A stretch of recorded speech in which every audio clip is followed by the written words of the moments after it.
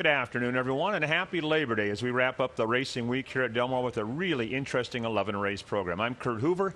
Be with you throughout the afternoon. Joining me for the Labor Day festivities, Ryan Anderson. And Ryan, nice 11-race card at Paris Stakes. Tranquility Lake, named after a very good mare owned by the Y Gods many years ago. And the generous portion for the 2-year-olds. Some very challenging races, I thought. Yeah, the pick six sequence today looks very very challenging and could very well pay out huge. Let's dive right in. Race number 1, maiden special weight, kicks things off at 6.5 furlongs for California breds. I thought the number 8 non-domicile was interesting. Cutting back from the mile distance last time now to the 6.5, was up forward, going 21.46 through those first half-mile fractions. So I think on the cutback just has the foundation that I like. And George Papadromo is a good second off the layoff. And then the 7 Rich Reward, I think, is definitely the horse to beat off that debut performance, but I want to see him do it again before I take him at too short a price. I picked it the same way. Non-domicile shortens up. Love that, especially going 6.5. And Paula Capestro's Rich Reward ran super first time out at a big price. So 8-7. I am with you on the first. Second race tips off. The early pick 4, big scratch here. Ghazali is out. Full Serrano returns to the races. What do we do here? Yeah, Full Serrano, Breeders' Cup Dirt Mile winner. But looking at those workouts, it looks like he might need a race. So I went with the rail horse, Paxa Wallop, for John Sadler. I feel like this one hasn't really gotten a fair try on dirt, and I like his numbers a lot on turf. He's been working well on the dirt as well, so he's a hard-trying horse. He should be forward. He's second off the bench. He has that stamina from that marathon race last time out. So I'll give the 1 a look, and no disrespect to the 6, because Full Serrano is definitely the horse to beat, but I'm going to try and beat him here. I saw it the same way. I originally thought when I saw the overnight, maybe Sadler entered the 1 to make sure the race went for Full Serrano, but now the more I look at it, and then the workout report on Full Serrano is just average. They're not great. I went the same way. Paxa Wallop, 2 starts back in the Gold Cup, was actually in the race and packed it in late. So I'm going to go 1-6 and do the same thing you did in race 2. Race 3, a field of 10 set to go, $10,000 claimers. What do you like here? Yeah, I took the 10 Vegas Love on top. Looking at this race top to bottom, it looks like there's a ton of pace in here, so this thing should melt down if it's run, the way it shows on paper. So I thought the 10 Vegas Love, just a hard-trying horse that hasn't really gotten that pace collapse that I think we might be able to see here today. Kazushi Kimura has been very nice aboard. So I want to give that one a shot. And then the 1 She's Splendid, taking a big drop in class here. Again, there's a lot of pace, cutting back from the mile. Those were turf efforts, but I think still she should handle the dirt fine, and I'll give that one a look. I went to the 8, Chasing Cat. Craig DeLossi's been managing his horses very aggressively the latter part of the meet. It's worked out well, so I think she gets a good trip. There's a lot of horses in here I don't like at all. To me, they're nighttime horses, low saddle type horses. I thought Chasing Cat would be very tough to beat. Vegas Love for second off a good try last time out. And I made this point the other day, and it applies here again, too. Kazushi Kimura's agent, Brian Beach, is one of the best in the business. You don't have to ride back for a small barn at a $10,000 claim unless you really like what you felt last time. So reading into that, 8-10 for me. I picked the 8 and 3rd as well. Okay. So I'd certainly respect that. Yeah. Fourth race, maidens on the turf. Nobody has run, so we rely on the clockers and the pedigrees. What do we do here? That's right. Wide open race, so I went a bit price hunting. I went with the 2 Eye of the Smiley. The Dam won her debut going 5 furlongs on the grass, so I like to see that. Smiling Tiger, we know how good his progeny always turn out. Brian Corner, very capable first time out. Diego Herrera, typically the jockey you get when you want to go forward and be aggressive out of the gate. And then, worked with an older horse as well, 2 back in Wild Recruit, so that's always a good vote of confidence. And then I thought the 4 Celtic Rhythm for Carla Gaines, Antonio Fresu. The Sire is 2 for 6 with his first-time starters so far. The Dam is 2 for 8 with first-time starters, so a little bit of win early pedigree there. And again, not much to go off of because none of them have raced before, so just pedigrees and works. Yeah, I went to the 4 Celtic Rhythm. Carla Gaines has had a good meet, and I like the pedigree. The Dam has had 6 winners. 2 debut winners and 2 won second time out. Very precocious on the bottom side of Celtic Rhythm. I thought the 1 Wiki Kane was an interesting price source for Barna. Can't crank him up first time. The Dam was a stakes winner. She made over $500,000, and she's had 1 winner get to the races. It truly is a guessing game in the 4th. I'm glad it's not in the pick 6 because I have to go very, very deep. 4-1 for me in race number 4. On to the 5th, we got $8,000 claimers and a horse back from Wyoming. That's right. It was between the first 4 horses for me in 1, 2, 3, and 4. I ended up with the number 2 Zimba Warrior. I think there's enough pace, and I think with the drop and the blinkers off, I think this horse is going to relax a little bit. Should be able to get be a little more tactical, a little more forward. I think this level is one that he'll fit at well. And then I thought the 4, in from Wyoming. Certainly fits if you go to those back numbers as well for what he faced, but I didn't want to take this one at too short of a price, so I want to get a little creative and go with the 2 on top. Yeah, I thought Nameless was the horse to beat. Jeff Mullins claimed that horse at Santana for Wyoming-based owners. That's why he went up there for those races. The one caveat, even though he got good numbers those races he was winning at Santana, those were very slow horses that he was beating. But He ran well in Wyoming. He is the horse to beat. I thought Ostoni would fire today for Bob Hess. Kent DeSormo has worked this horse for Hess, rides the horse. I love that, and I think he will fire his best shot today. So 4-3 for me in the 5th. On to the 6th race. This begins the pick 6. Big scratch here. The 7, Travail, is out. The 10's a program scratch. Ryan, I went as deep as I possibly could here because these are not good horses, and somebody's going to stumble home today. That's right. And my pick for who's going to stumble home is the number 2 Irish Whiskey. Get 12-1 on the morning line. I feel like you can make an excuse for the races 2 back and 3 back both on dirt because they were wet.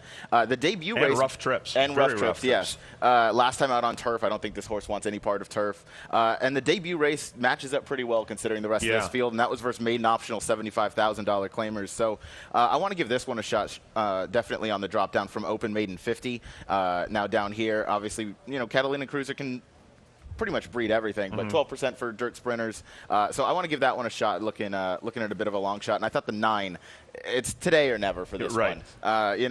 Is progressing if you're going off the buyer figures as this one continues to drop and try and find his level. I'm hoping Edwin gets this one forward, and maybe today's the day, but I certainly don't trust anybody in here. Yeah, I don't either. I think off the top of my head it was 6 or 7 deep in the pick 6, and maybe don't even have the winner. I picked the horses 0 for 16, Noble Gary, who draws in for Ruben Gomez for a couple of reasons. One, this is 6.5. And the horse who beat him last time, last call, Paul, was an 0 for 25 horse, but got that kind of trip outside where he is going to be finishing, and this race could completely fall apart in the final 1/8 of a mile. So I think Noble Gary's got his best chance today. I'm with you on Chief Renegade. Hess puts Maldonado backboard and blinkers.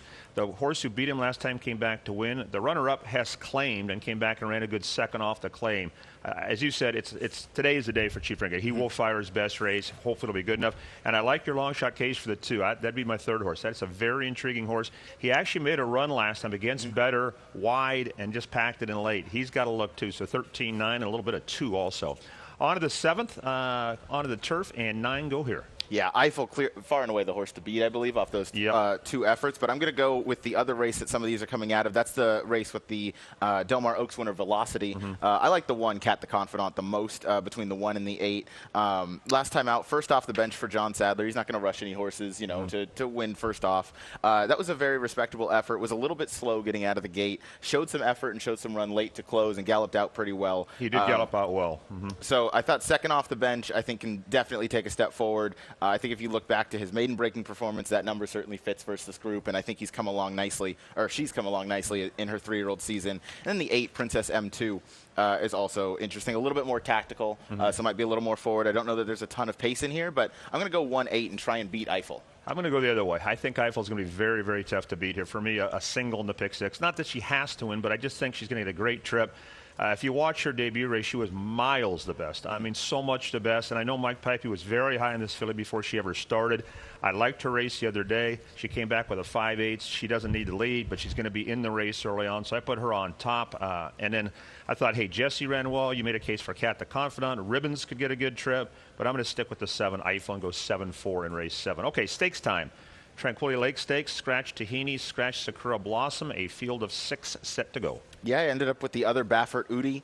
Second time in the U.S. for Bob Baffert since coming in from Argentina. I liked Udi's works a lot better than Splendora coming out of that same common race last time out in the optional claiming event here in early part of the meet in July 24th.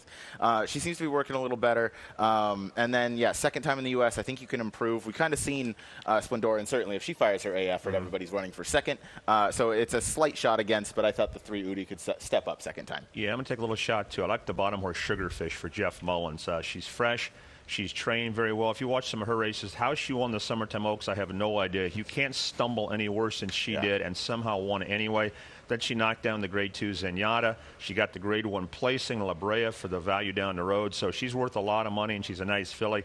I think she maybe can win it. Splendora, I respect immensely. She is the horse to beat. So 8-1 for me in the Tranquility Lake. Sugarfish has quite the running line, running against Torpedo, a couple back. Interesting race. It is. 9th race kicks off the $3 pick 3, the 10 Pacific Quest, an overnight scratch. Another tricky kind of race that I thought could fall a lot of different ways. This was the trickiest race on the card for me. I was, something like 6 deep. I ended up with the number 9 on top. I thought this one had one of these days has a good shot. I think there's a decent amount of pace in here, but I like that effort last time out versus claiming 50. I think Victor Garcia, who's had a very very strong meet. Very good meet. I think it's a vote of confidence that he now protects this horse. So I want to give this one a look. And then the 11 Smart Code, I think, definitely going to be the pace of the pace. And here could be loose. It's hard to go wire to wire here at Del Mar, but I think if anyone was going to off that last performance, I think Smart Code could repeat. It's a really good race, and Smart Code beat Open 50. That was a good win, and he doesn't need the lead either. You look at some of his races, he can sit if he has to. I thought he was the horse to beat.